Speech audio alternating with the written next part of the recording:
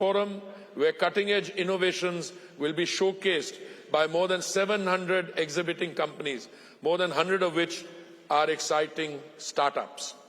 I am overwhelmed to see the scale, depth and size of innovation, particularly in deep tech in the energy sector, such as artificial intelligence, machine learning, quantum computing, big data, drones and robotics. In many ways, harnessing the burgeoning innovation ecosystem, most notably in India, was a primary factor behind the inception of the first edition of the India Energy Week in 2023.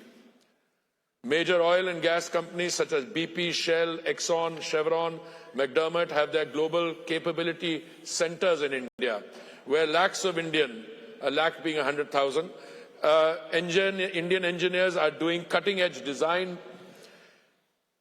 engineering, data processing and decision analytics for drilling operations, refinery operations and seismic data processing globally. The aim was and remains to establish India as the epicenter for new age technologies in this sector. In the past two editions, we witnessed notable innovations such as crude oil tank sludge cleaning, industrial biotechnology applications in upstream and downstream, eco-friendly batteries, remotely operated underwater vehicles and new electrolyzer technologies light up the event. Capturing the benefit of these innovations is not just necessary for the imminent transition, but also to protect our national interests. Nobody can say with any degree of certainty what the new framework for global energy markets will look like, but we can be sure that it is going to be transforming at breakneck speed, driven by forces that are both accelerating and colliding. What we see today is a recalibration of strategy, prioritizing near-term profitability while keeping long-term transitions efforts in play. Before anyone accuses me of ignoring our environmental obligations, I must state that the primary focus remains on increasing the adoption of biofuels, renewables and hydrogen. The IEA estimated that global energy investment was going to exceed $3 trillion for the first time in 2024, with $2 trillion going to clean energy, technologies and infrastructure. Climate change is no longer a looming threat. It is already here. It is unfolding in many grave disasters. Wildfires, floods and record-breaking temperatures are clear reminders that the world is running out of time. I am a student of history. When I look back at the evolution of global energy economics, I recognize that the very notion of energy transition requires a very deep and nuanced understanding. It is not outright replacement, but more shifting the primacy of one energy source over another. This transition isn't about eliminating hydrocarbons overnight, but leveraging them strategically while scaling renewables to mitigate emissions. For too long, we have framed energy transition as a linear journey, from fossil fuels to renewables, from past to future, from problems to solution. But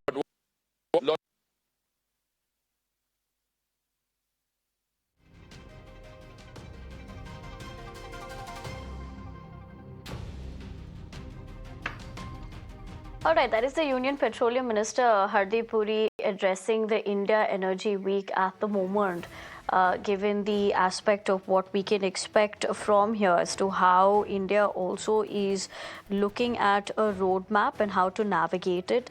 More importantly, it is to shape the future of energy as well. This is the 2025 edition. Remember, policymakers, global leaders, all are attending the same, and it has created a collaborative space where diverse perspectives also to converge and redefine global energy challenges, and it is bringing together essentially industry. But more shifting the primacy of one energy source over another.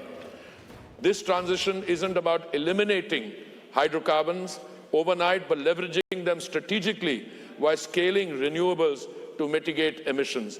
For too long, we have framed energy transition as a linear journey, from fossil fuels to renewables, from past to future, from problems to solution. But what if this logic is not feasible? Even when renewables become the dominant energy sources, oil and gas will continue to play an important, if not pivotal role. not just in power generation, but in stabilizing grids, industrial hydrogen, and energy storage innovation. One thing has become absolutely clear to all stakeholders. Energy justice must remain at the core of the imminent transformation. A fragmented transition risks deepening inequality, leaving billions without reliable energy, while wealthier nations surge ahead. If the transition is not just, it will not succeed, because the political economy will not allow it. There are three forces, in my view, that will play a pivotal role in shaping the energy landscape in the coming years. Artificial intelligence and clean cooking are emerging as major energy demand drivers, each shaping the future of economies and societies.